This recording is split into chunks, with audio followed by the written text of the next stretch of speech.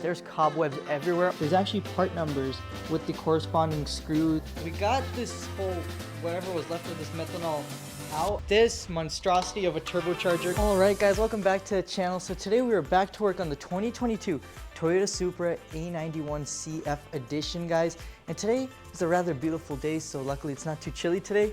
But let's talk about what we're going to be doing on this beast today. So guys, today we're going to be tackling and putting our attention towards this engine bay. My goal today is to get this engine bay completely put back together, all the wires put back in, all the coil packs, spark plugs, fuel lines, get all the hoses, turbochargers, just get everything back together in this engine bay, guys, and get this thing 100% looking good. And then all that there's left to do is stuff under the car. But I want to go ahead and get this engine bay knocked out, guys. As you guys saw in the last video, we picked up tons and tons of parts for this thing right here, guys, and they're just chilling right over here in a bunch of boxes. There's honestly not too many parts that need to go on this car, but it is still a lot of parts mechanically, and there's a couple little baggies over there that are just filled with a bunch of gaskets and nuts and bolts. But the first thing we're going to tackle on this engine, guys, is everything on the top side of it. So we're going to go ahead and put in all the fuel lines, fuel rails, get all the injectors and everything put back in, and plug in all the vacuum lines and all the wires. Just get everything plugged back up to where they go. I have some pictures on my laptop that we're going to be using for reference, and just basically using that as our little instruction booklet to get all this stuff put back together.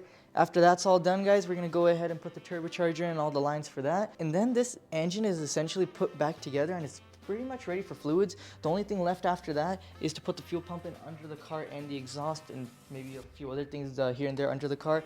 And then of course, guys, we still need a hood. It's on the way. It's not a stock hood, but it does look like an OEM style hood. It's OEM style, but it's not OEM. You guys are gonna love that hood.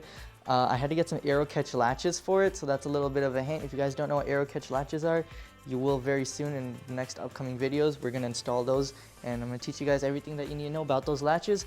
But another thing we need to do, guys, is we need to pull out all these random lines and wires that are going in this engine bay, because some people might want us to keep the methanol system that's in this car, but it doesn't make sense to keep it, guys, because like more than half of the system is missing. We don't have the tank.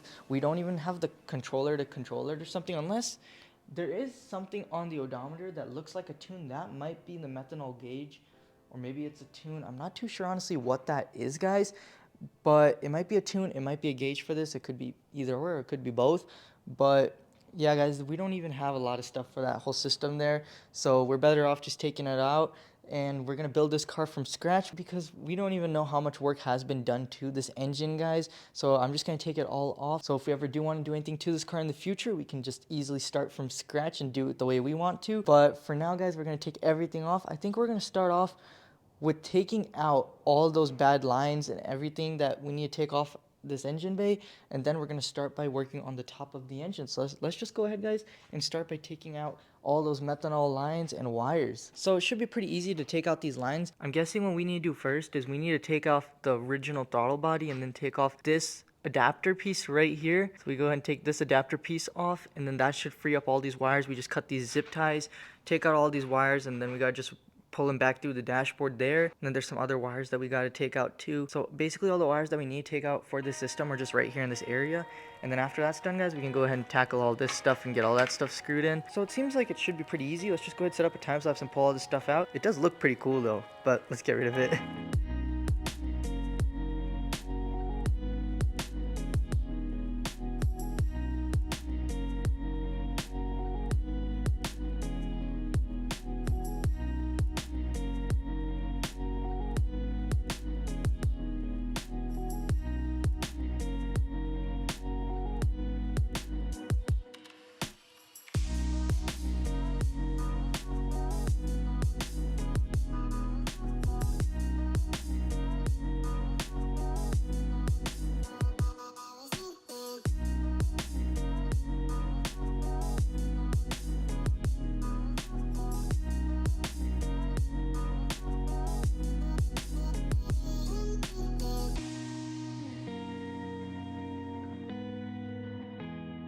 Alright, guys, so we got this whole, whatever was left of this methanol out of the car, this whole system. So we got this coupler right here. As you guys see inside there now, that's where the injection happens.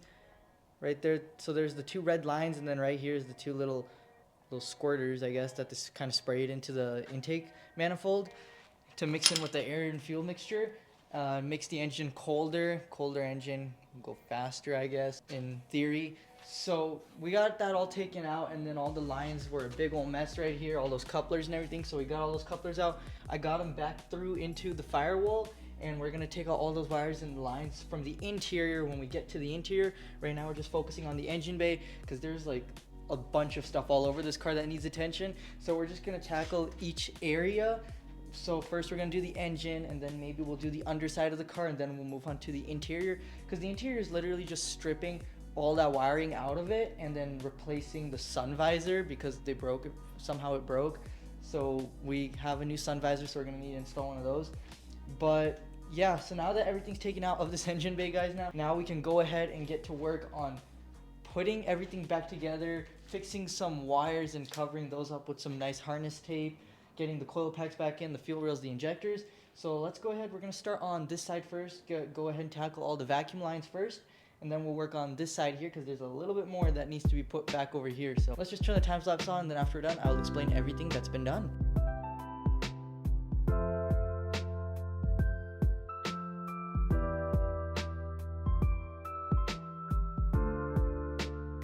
I'm vacuuming out every single hole so it's nice and clean inside of there to make sure that nothing foreign gets stuck inside of this foreign engine. But now, how do we get this all put together?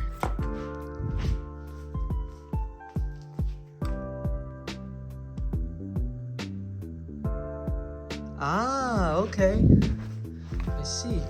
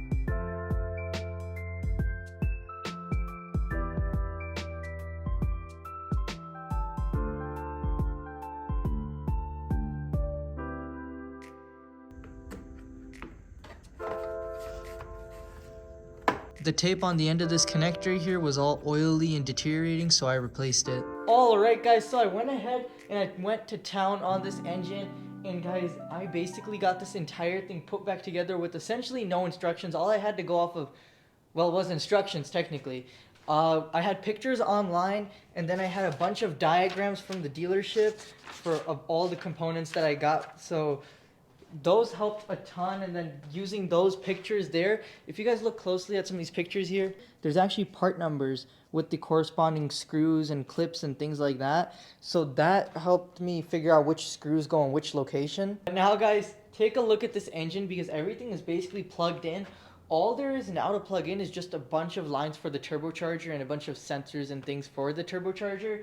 And then this engine bay is basically complete. We're going to do a turbocharger here in a bit, but first let me show you guys what we got done here and then what we're kind of waiting for in a way. So honestly guys, this engine looks pretty different. Before it was just a whole bunch of spaghetti noodles and jambalaya all over the place, but I started off with this side of the engine first. I routed the vacuum lines first, and I figured out where they go, and I screwed them all down, and I got everything plugged in. I ran the wiring harnesses and figured out everything on this side of the engine here. I still have to plug this in. This gets plugged into the back of the throttle body. I just went ahead and I cleaned this up and put some new tape on it because it was like really oily and greasy, probably from whatever the methanol stuff was doing. So I just went ahead and I cleaned that up and put some new tape on it. Now it looks like a brand new wire. And then after I figured all that stuff out over here, I brought the wires up here, found out that some need to go to this water pump that was dangling down there. So I brought the water pump bracket up here. I bolted it down with some bolts I got from the dealership, and I got it all plugged up, and now that's all good to go. Then I came onto this side and I took out the fuel rail that we put in before in the previous video to see if we can get ground to the ECU to program the key. That didn't end up happening in the last video because I'm thinking these ECUs might be locked or something for regular scanners, and maybe only Toyota can communicate with them. So we took it all out and I put in the injectors and I got this rail all into place. I put all the coil packs back on. I took each coil pack out individually just to check it because they were all loose. So I wanted to see if there was anything that was done to them. Luckily, they were all okay. And I just gave them a quick little clean off just to get any dust off of them. And we got them all in there. Of course, I vacuumed every single hole that was open here to get all the dust out of it. And they are really clean now. But we got everything nice and cleaned up. I routed all the fuel lines. I got it all clipped and plugged in, guys. And this engine is honestly looking really good. Everything's looking complete on this engine now. And it's not looking as intimidating now anymore. It's looking a lot better. And it was actually really, really fun to learn all about this engine and put it all back together, guys. I never took any of this apart. And to be putting it all back together and knowing exactly how to route everything and how it goes is pretty insane to me, honestly, guys. And I'm sharing my tips and tricks with you guys on how to do that. Just use some pictures online and some diagrams, and honestly, that's pretty much it. You just got to get your hands dirty a little bit and you guys can get it done. So it's pretty crazy, guys. It's almost there, and then we're all done with the engine bay of this car, guys. I'm honestly getting really, really excited to see this car's first startup ever. But now, guys, we are waiting for something a little bit, and that is torque wrenches. So I have a torque wrench, but it's like really, really big, like really, really big, like really big, like really, really big. This right here is a 1/2 inch drive, and I need about a 1/4 inch or 3/8 drive. Just to play it safe, we're getting both. So I told my brother to go ahead. He's on his way to the shop right now, but he's picking up those torque wrenches for us because I just want to double check that everything is tightened to the right specifications. And I just want to torque down these fuel rails here and these coil packs. And of course the turbocharger, just make sure everything's nice and sealed up so we don't have any leaks or anything in the exhaust or with fuel or anything, because you definitely don't want a fuel leak, guys. That would be really bad. So we're going to go ahead and make sure everything's nice and torqued up. I'm just waiting for the torque wrenches. But we got this engine this far now. The next thing we're going to do after I get everything torqued down is we're going to be basically installing that turbocharger, guys. And after that's in, this engine is essentially complete. Now that all the fuel things are put together on the top side of the engine, I can better explain to you guys now how this all works. So that line right there, the fuel pump that's mounted to the bottom of the car, that's pulling fuel out of the tank through these lines right here. When they come over here, this is a high pressure fuel pump. This one takes the fuel and it puts it into each fuel rail right here, which then those are injectors under those rail, 3 injectors under each rail because it's an inline 6, so there's 1 injector per cylinder. And those will go ahead and inject fuel into the air fuel mixture, and it'll combust and do the little explosion thing inside the engine and cause your rotational force to keep on going. So that's pretty much how that all works. But yeah, it's honestly pretty crazy, guys, how an engine works. This stuff is insane. And I also went ahead and I just made sure that everything is nice and clean. I even cleaned out all that grease and grime from the throttle body. Now it's brand new. And we can put that charge pipe and everything on once the turbo's in. I just don't want anything to get in the way. I'm thinking we might even have to drop this down again just to get that charge pipe to slide through. but maybe we might have a little bit of room right through here, so maybe we might be good on that. But before we put anything else together, I want to torque everything down so we have room. But we are not going to be doing anything else on this engine until everything is torqued, guys, so I'll see you guys when the torque wrenches are here. All right, guys, so my brother is now back at the shop here. He's just tightening some things here and there, but he went ahead and he got us the torque wrenches, guys. So I went ahead and I torqued everything down up here, and I just went ahead and I took care of that, got everything nice and beeped up, and it's nice and torqued. But now, guys, the biggest part is about to go into this engine, guys. One of the biggest parts to go in this engine is about to go in, and that right there is this monstrosity of a turbocharger, guys, with this exhaust manifold on it and everything and all these lines. I do have to switch out this one line right here because I have a brand new one with a clip on it. Some might say you could just switch out the clip, but I have a whole new line, so I kind of just want to use the whole new line. Even though all I need is the clip, I'll just switch out the whole thing though. So I can go ahead and slide the turbo in on top of this area here, and then there's a bracket that goes on the top with 10 mils on it. All those 10 mils get torqued down to 18 newton meters. All we have to install is the turbo. We got most of the hard stuff already out of the way. We figured out where all that stuff goes. So now let's go ahead and pop in this turbo. I am so excited. I brought the bags up here because these have various gaskets and screws that I'm going to need for this installation. So let's go ahead and get this stuff installed.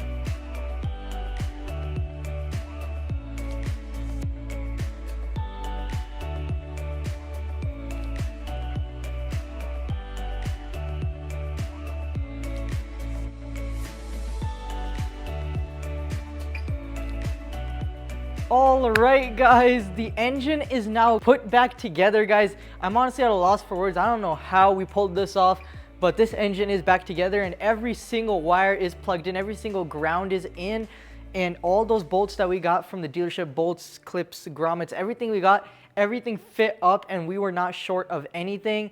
Come closer, guys. Take a look at this engine, guys.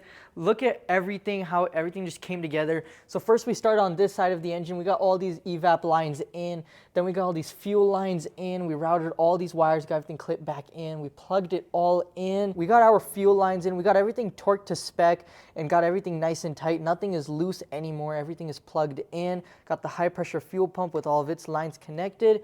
Got the water pump put right back where it's supposed to be with the charge pipe going all the way down, connected to the turbocharger. The turbocharger is behind this air box, but that's all plugged in as well, guys. And we got this in too. This is a little bit loose right now because there's 3 grommets actually that we were short of that we still got to order at the dealership. So we'll get those in and we can pop that in for good.